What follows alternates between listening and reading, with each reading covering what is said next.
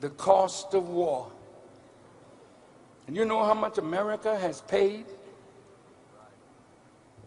to push the neoconservative agenda from the synagogue of Satan? And by the way, the synagogue of Satan doesn't mean that everybody in it is Jewish. It's a combination of people, Gentile Jews, black and white, that agree on an idea. And some on a lesser level do not know what those on the highest level are doing. But they always give you a noble reason for what they're doing. Now, I want to talk to you and our president, because now they're pushing President Obama to strike Iran. And quietly, they're pushing him to destroy Farrakhan. They want our president to deal with me and Iran, and that would make the synagogue of Satan happy.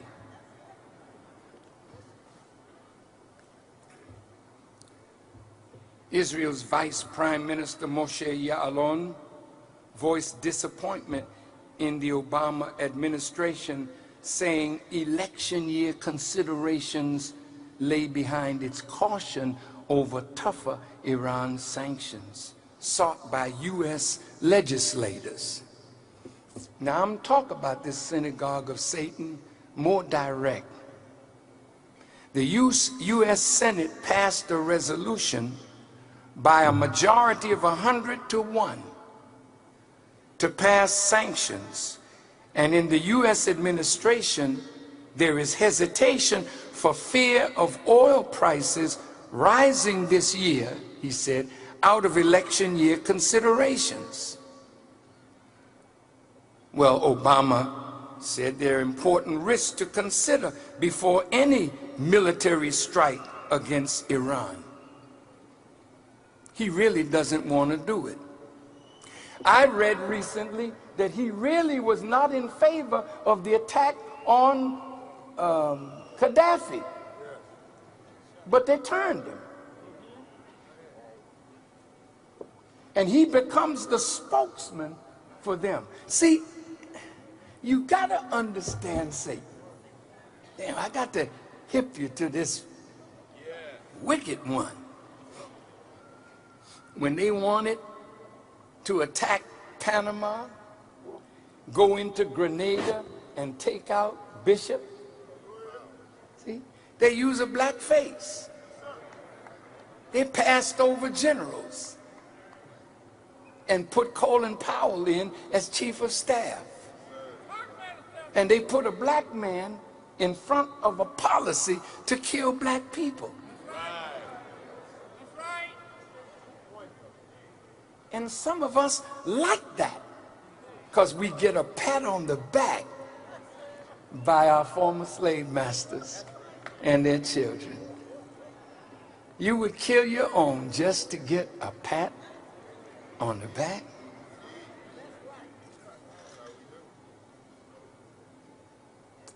Now they wanted Obama in the White House for several reasons. One, the stimulus package. Obama, that wasn't his idea. That was Wall Street's idea through Geithner. He believed them, he did it. And they're beating the hell out of him for something that didn't come from him. But they hide their hands. See, it's like this.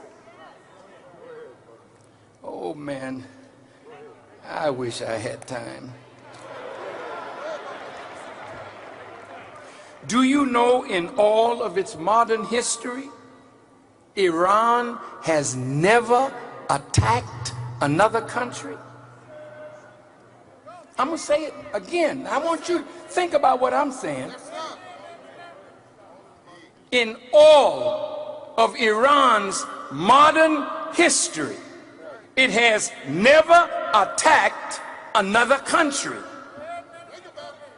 But what is your record, America? What is your record, Israel?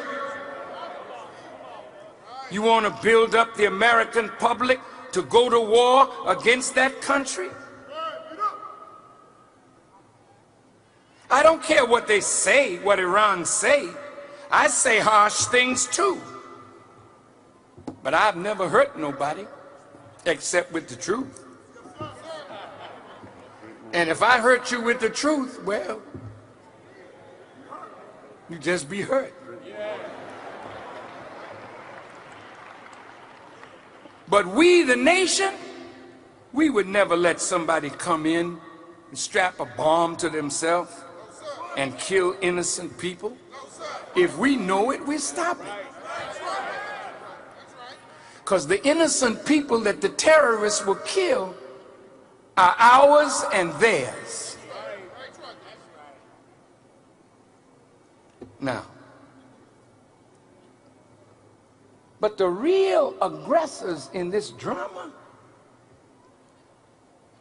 man, when you look at the record of America and the record of Israel, Israel is armed, they say, with 300 nuclear weapons, but will not sign the non-proliferation agreement. They have a track record of attacking nuclear facilities of other people. The USA has launched over 40 foreign attacks since 1979 and is the only country in history to use nuclear weapons. When they were fighting in Vietnam, the US senators said, and I quote, "Let's bomb them back into the Stone Age." Well, there's some bombs coming your way that won't be from a foreign power. I want to acquaint you with your destruction.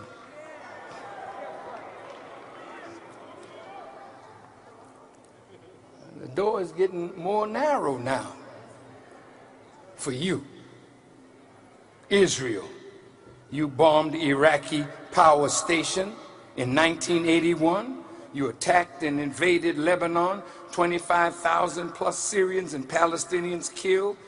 In 2003, military incursions into Gaza and Nablus. 2006, attacked and invaded Lebanon, killed over 1,000 men, women, and children. 2007, attacked and bombed Syria. 2008, February, attack on Gaza, over 100 murdered. 2008, November, attack on Gaza, killing over 1,300 civilians, and then refused to cooperate with UN investigations. 2010, 9 murdered in attack on an aid flotilla in international waters. Iran, 0 attacks. 0. Let me ask you a question. Last night, they had something on television celebrating the 70th birth anniversary of Brother Muhammad Ali. Why do you love him? Is it because he was a great fighter? Or did you love him because he stood up for a principle?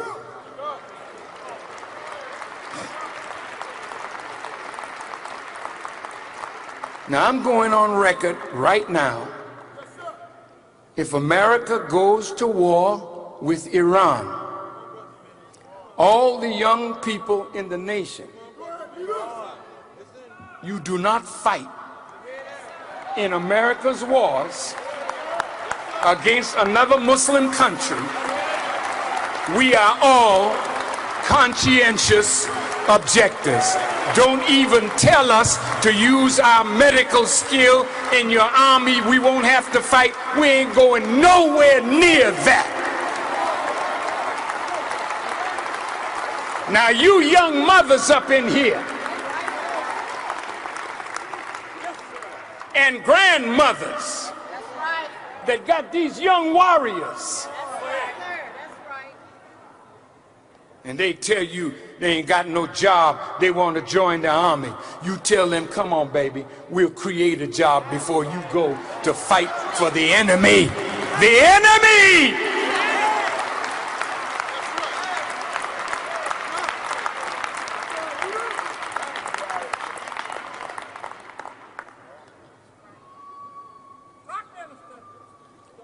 I advise white and black America, Hispanic and Asian America, why would you send your children to die for a war engineered by Zionists who love Israel more than they love the United States of America? Talk back to me!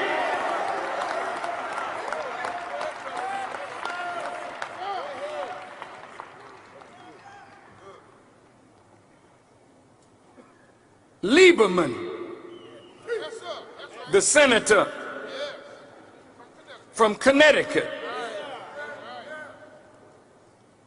he said, with 32 senators with him, they moved the goalpost. It was, if Iran developed a nuclear weapon, we all go after them. Now they changed the language. One word. If Iran develops nuclear capabilities.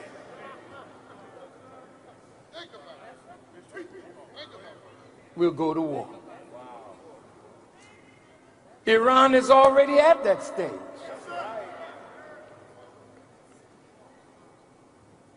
President Obama,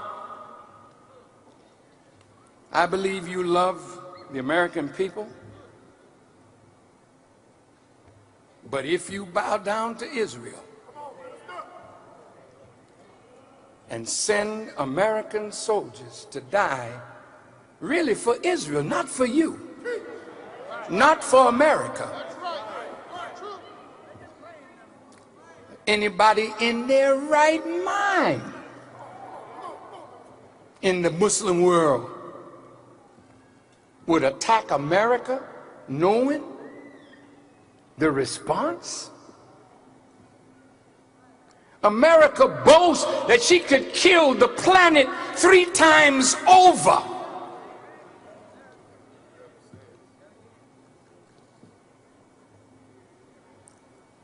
Well, Paul Wolfowitz was quoted saying, don't worry about the violence going on in the Mideast. We want that. The more violence in the Mideast, he said, they'll never be able to unite to come together against us. Damn. Did you know that Israel provoked the war in the Sudan? For 20 years or more, the Sudan was in a civil war, and it started because Israel wanted to create a war in southern and northern Sudan to divert Egypt to come to the defense of the Sudan to take pressure away from Egypt attacking Israel. And guess who was their man? Idi Amin. And when Idi Amin asked them to help him with their military to strengthen it, Israel refused. Idi Amin turned.